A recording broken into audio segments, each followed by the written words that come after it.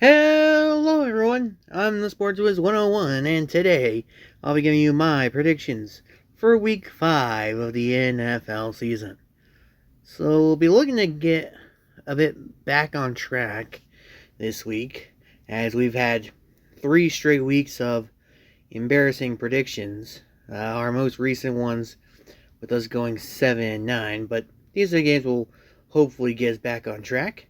And here's the teams on bye. So we won't see the Titans, Chargers, Lions, or Eagles this week. Goodbye, we'll see you next week. I feel like this week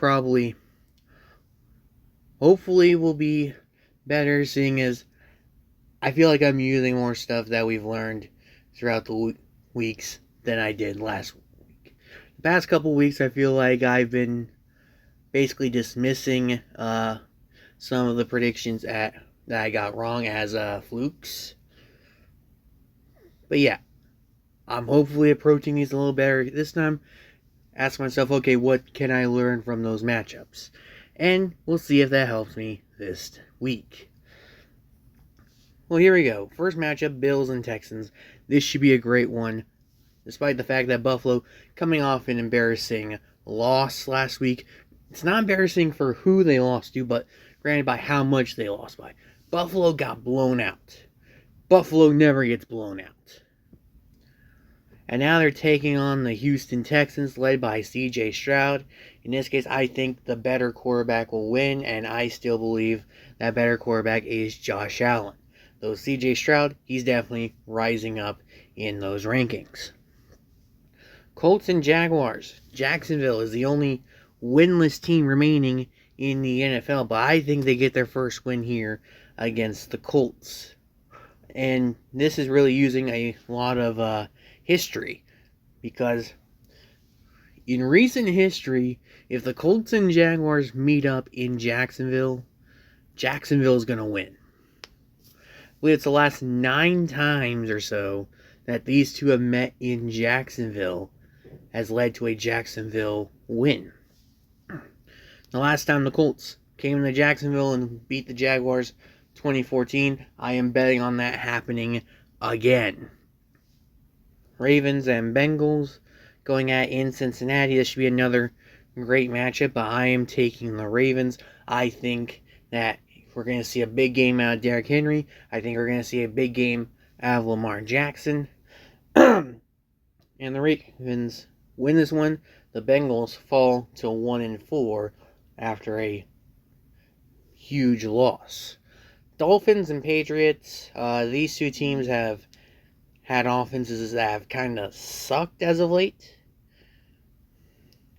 Me personally, I'm going with the Patriots, because the Dolphins' defense has shown a weakness to defending the run. And that's basically what New England does. They run the ball. They don't throw it that much. They're towards the bottom of the league in passing yards per game. So you got to think, New England, they want to run the ball. They're going to have plenty of success on the ground against the Dolphins. I'm taking the Patriots. Next up will be my upset of the week. I'm taking the Raiders to go to Mile High and beat the Broncos. This is another history pick. The Raiders have had a lot of success against the Broncos as of late. 8 straight wins over Denver for the Raiders. And 10 of the last 11 have gone the Raiders' way. I am betting on it happening again. I am betting on the Raiders, despite no Davante Adams, to go into Denver and win. And I'm betting on the fact that Bo Nix is not going to struggle through the air despite his team winning the game, because his team is not winning the game. Moving on to the inter-division matchups, we got the Jets and the Vikings is the first of 3 London games to take place this season. The Vikings, one of 2 undefeated remaining in football.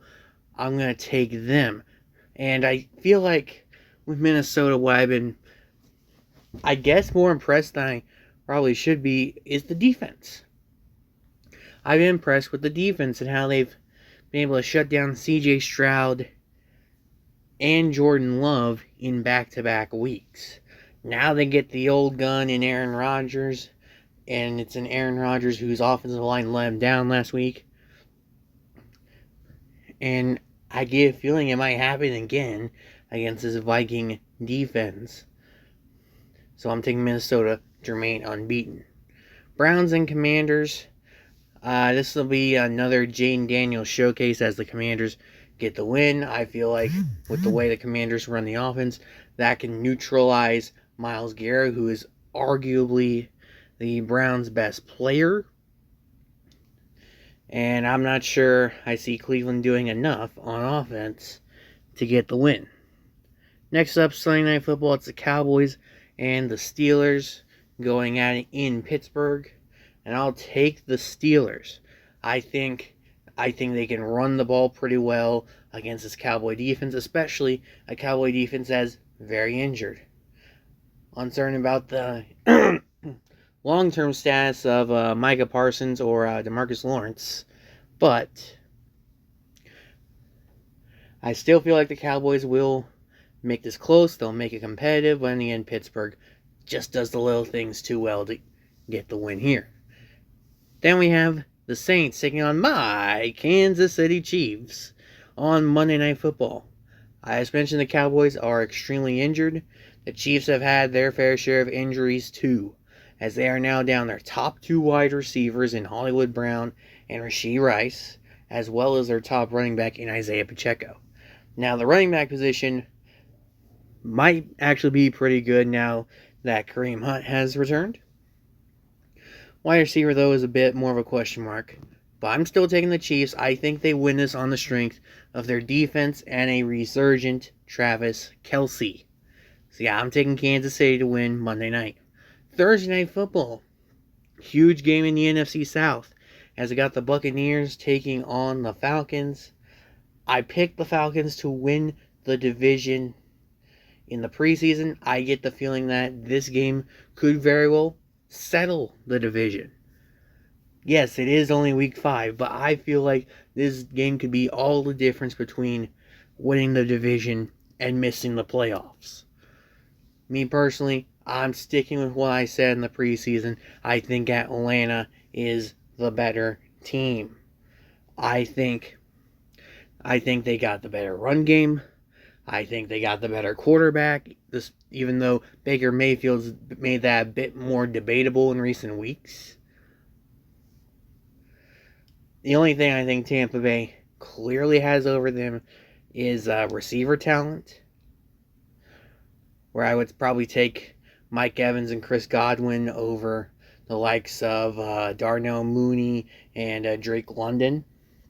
But I think the Falcons' defense also has a pretty good idea of how to slow down the Buccaneer offense.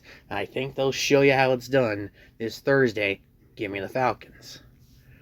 Panthers and Bears going at it in Chicago. I like the Bears' defense to guide them to a win over Carolina. Yeah, I like Chicago. Moving on, Arizona, San Francisco. Going at it in Santa Clara, the 49ers, another very injured team.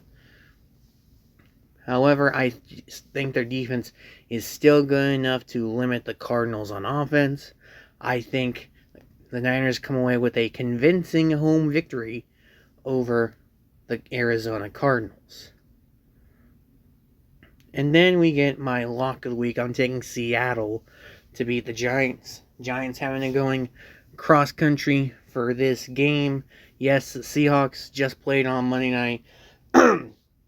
But I think the Giants are going to have to score plenty of points in order to stay competitive with the Seahawks. And sounds like they might not have Malik Neighbors. And if they don't have Neighbors, I don't see how the Giants are going to score too many points. Give me Seattle. It's my lock of the week. And then finally, it's the Packers and the Rams going at in SoFi. This is another history pick. The Packers, more often than not, seem to have the Rams number. I'm taking Green Bay to win this matchup. But there you go. There's my picks for Week 5 of the NFL season. If you like this, please like and subscribe for more to come in the following weeks. I've been the Sports Wiz 101, and I will see you all later.